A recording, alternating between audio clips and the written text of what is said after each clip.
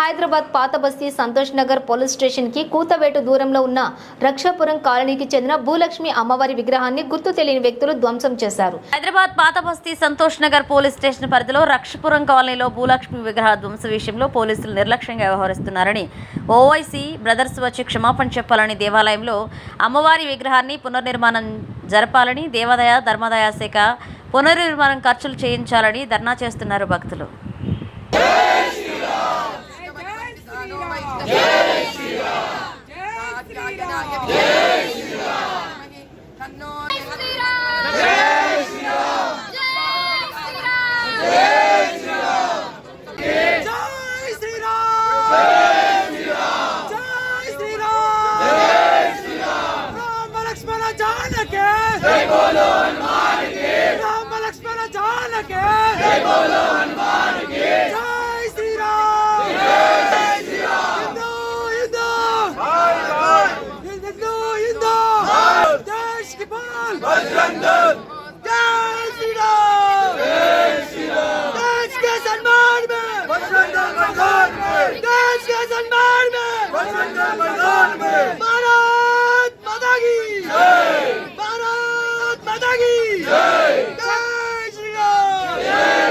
హిందుస్థాన్ అటువంటి హిందుస్థాన్ లో తెలంగాణ రాష్ట్రంలో పాత బస్తీలో చంద్రాన్ గుట్ట అసెంబ్లీ కాన్స్టిట్యుయెన్సీలో రక్షాపురం మెయిన్ రోడ్ మీద 10 మీటర్ల దూరంలో పోలీస్ స్టేషన్. అక్కడ చూడండి, కెమెరాస్ ఉన్నాయి.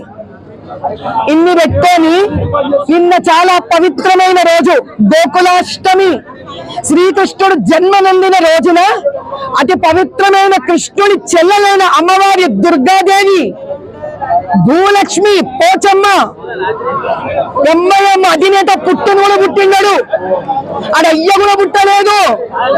దానికన్నా ముందు నుంచి ఉన్న దేవాలయం ఇది. అరే, శ్రీరామనవమి పండుగ నాడు గాల్లో బాణం వదిలితే అదంతా వంకులు తిరుక్కుంటూ పోతాడంట మస్జిద్ మీదకి. మరి ఇప్పుడు ఎవడు ఎన్ని వంకులు తిరుక్కొని వచ్చి అమ్మవారి తలకాయ నరికిండ్రు, అమ్మవారి తలకాయ లేచింది. ఆమరణ నిరాహార దీక్షణ చేస్తా కానీ చంద్రానిగుట్ట ఎమ్మెల్యే ఎంఐఎం ఎంపీ వచ్చి ఈడ క్షమాపణ అడిగి అమ్మవారి ముందు తల ఎత్తాల్సిందే. ఈ పోలీసు వాళ్ళను నేను నమ్మా. ఎలక్షన్ రోజు నేను చూసిన పోలీసులు ఎంత కోఆపరేట్ చేస్తారు. ఈ రక్షాపురం అనుభవం అయితే మస్తుంది. ఇలా నమ్మం. 10 మీటర్ దూరంలో ఉన్నాయి ఆ పోలీస్ స్టేషన్. అప్పుడే కాపాడుకోలేకపోయినాం మేము. ఇది బంగ్లాదేశ్ కాదు, హిందుస్థాన్. హిందువులకి ముస్లింలకి మధ్యలో గొడవలు తెచ్చే ప్రయత్నం చేస్తుండ్రు చెత్త నా కొడుకులు. ఊరుకోనేది లేదు. ఇది హిందూ ముస్లిం సమస్య కాదు, ఇది ఎంఐఎం సమస్య. ఇట్లా మేము గమ్మునుంటామని అనుకుంటున్నారు. ఈ రొత్తాడో పేడో తేలాల. ఇది ఒక రోజు గాని, ఒక వారం గాని, ఒక నెల గాని, ఒక సంవత్సరం అన్న గాని తేల్చుకోండి. ఇక్కడి నుంచి కదలా. జై బోలో.